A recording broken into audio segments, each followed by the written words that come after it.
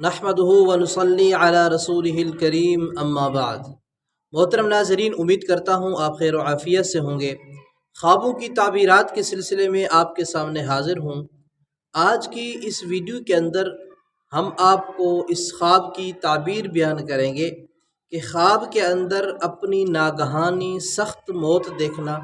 कोई शख्स ख्वाब के अंदर देखता है कि उसको मौत आ रही है और उसकी जान जो है सख्ती से निकल रही है, उसकी रूह बुरी तरह निकल रही है, तो ख्वाब के अंदर इस कैफियत को देखना ये कैसा होता है और हकीकी ज़िंदगी में इसका क्या मतलब होता है।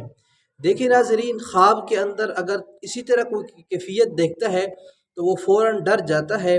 ज़ाहरी तौर पर ख्वाब अच्छा नहीं है, लेकिन जो है इस ख्वाब की ताबीर अल्लामा इब्न सीरीन रहमतुल्लाह अलैह ने बहुत ही अच्छी बयान फरमाई है।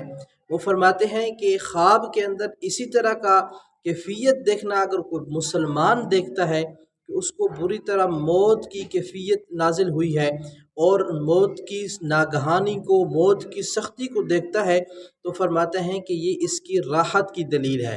यानी ये ताबीर है बिल्कुल ख्वाब के उलट है।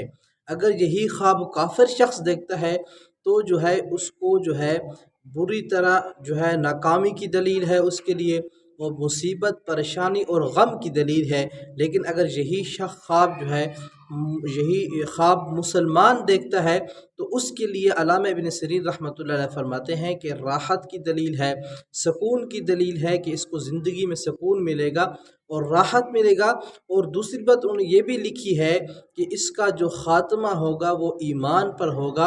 अगर ये शख्स मुसलसल नेक आमाल करता रहा, अल्लाह ताला के अहकामात की पैरवी करता रहा, तो इस शख्स का ख़ात्मा भी ईमान पर होगा।